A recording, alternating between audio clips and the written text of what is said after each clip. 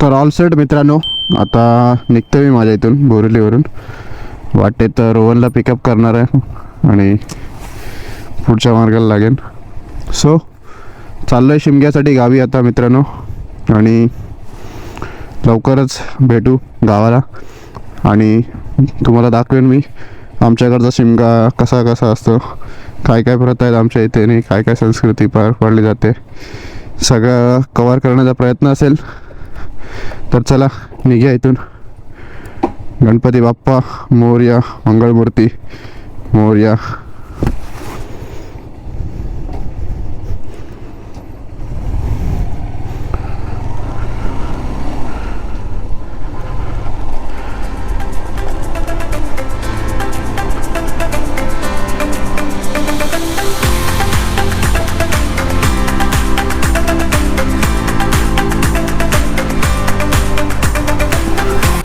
वाजलेत आता 5 वाजायला आलेत.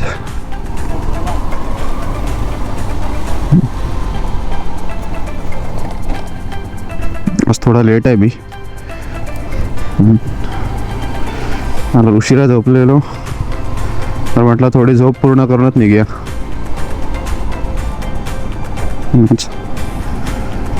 फटाफट आता रस्ता कव्हर करू. एकदा सिटी सोडली की काय टेन्शन नाही, लागले मार्गाला.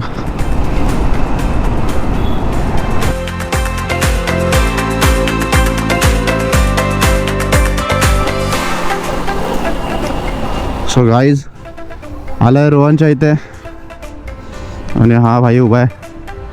कधी आलास? किती वेळ झाला येऊन? ना हां निघतो आहे आता. भांडू करून रोहनला पिक केलाय आता. चला डायरेक्ट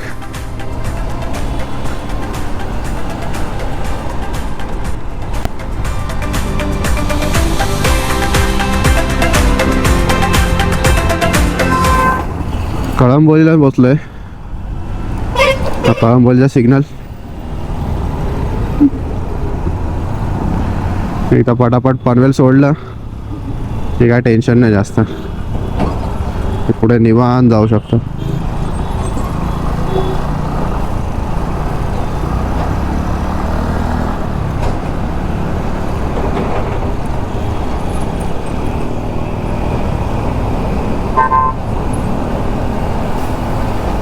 JNPTचा रोड नाही मारला आता, म्हटलं इथून नसेल ट्रॅफिक, थोडीशी पटापट निघून जाऊ.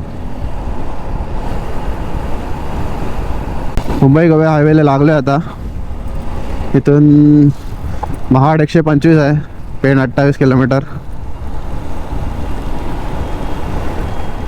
अजून 125 किलोमीटरचा प्रवास गाठायचा आम्हाला. चला समोर कर्नाळा.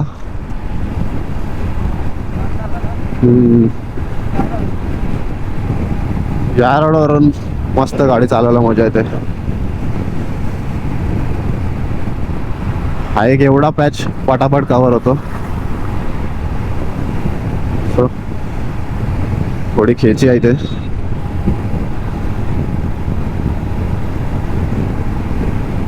स्ट्रेच कर मस्त.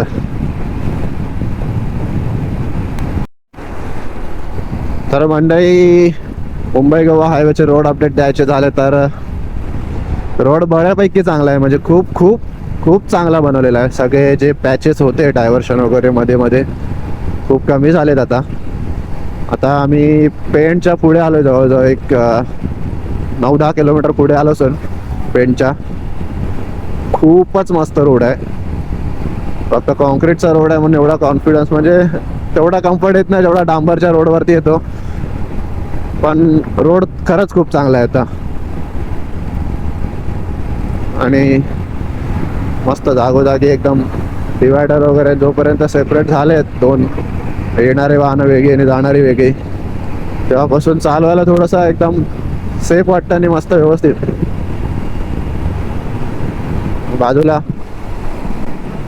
कोकण रेल्वे.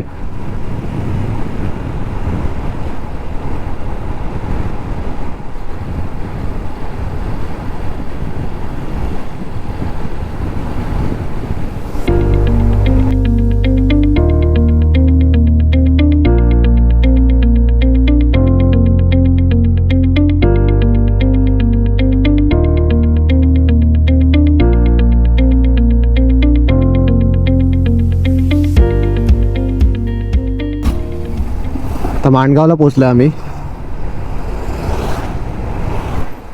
माणगावला दरवेळी खूप ट्रॅफिक असते आता सध्या. सगळे गावी जात आहेत.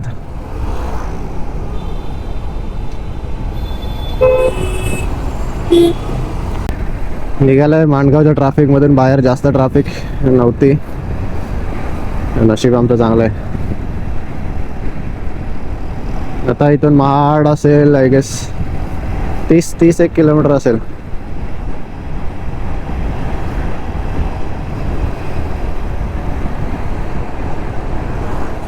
हा जुना हायवे. समोरून पण गाड्या आहेत. तिथे पण लवकरच डिवायडर होऊ दे. असे गाड्या टाकणाऱ्यांची भीती वाटते खूप काही.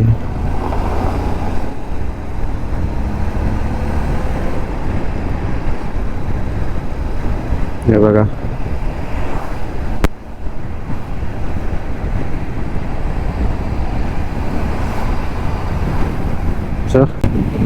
इथून चिपळूण 99, रत्नागिरी 187, पणजी 390 आणि आपण आता पोहोचलो आहोत वीर स्टेशन जवळ. इथून बघा ड्रोन शॉट मिळतोय का एखादा चांगला. ट्रेनच्या यायची वेळ झाली.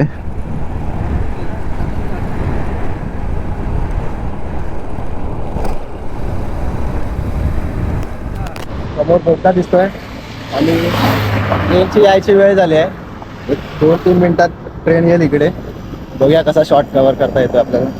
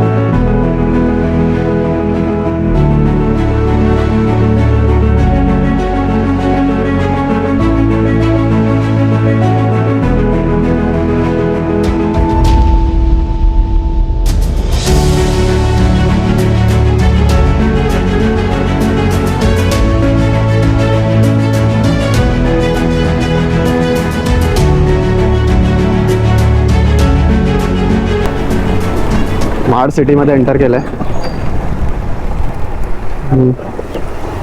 मस्त प्रवास झालाय आमचा. जास्त काही शूट नाही केलंय कारण तोच रस्ता सारखा दाखवण्यात काय अर्थ नाही. म्हणून मेन शॉट घेऊन फटाफट आजच्या दिवसाचा पूर्ण ब्लॉग बनवूया आपण. हीच ती बाजारपेठ. जेव्हा सावित्री नदीला पूर येतं तेव्हा याच बाजारपेठेत पाणी शिरतं पूर्ण. ही घरं पूर्ण पाण्याखाली असतात. ही समोर दिसते खाडी. याच खाडीचं पाणी पूर्ण बाजारपेठेत शिरतं.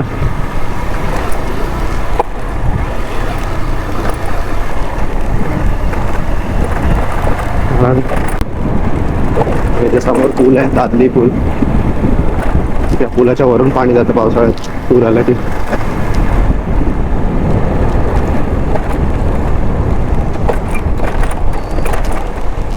ऑलमोस्ट पोहोचलो आम्ही गावाला. इथून जवळ जायचं 8-9 किलोमीटर असेल.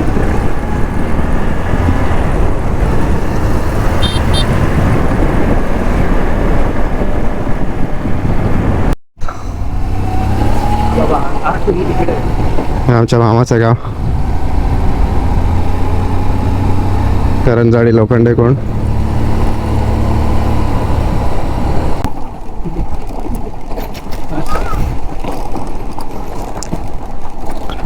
पोहोचलोय आम्ही.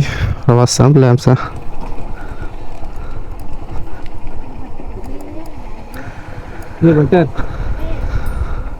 बॅग घे.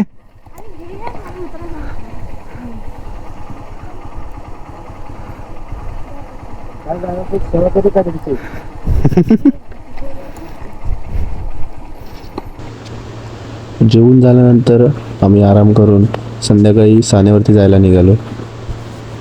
सानेवरती बाजूच्या गावातील सोमजाई देवीची पालखी आणि आमच्या गावातील काळभैरव देवाची पालखी या भाऊ बहिणींची भेट असते. आजूबाजूच्या गावातील बरीचशी मंडळी तिकडे जमा होतात आणि तिथूनच आमच्या गावाचा शिमगोत्सव सुरू होतो. आणि आम्ही आता आलोय आमच्या इथे सानेवरती.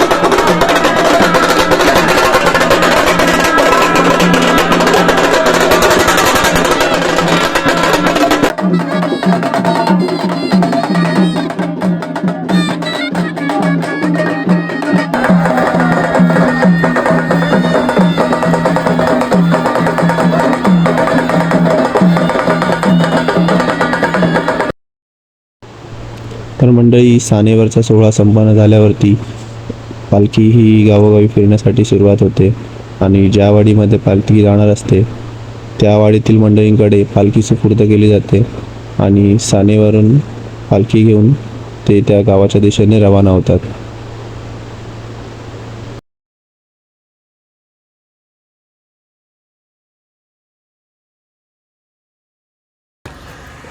मंडळी, सानेवरून जी पालखी निघाली ती या वाटेने येईल आणि या मेन रोडने पुढे गावात जाईल.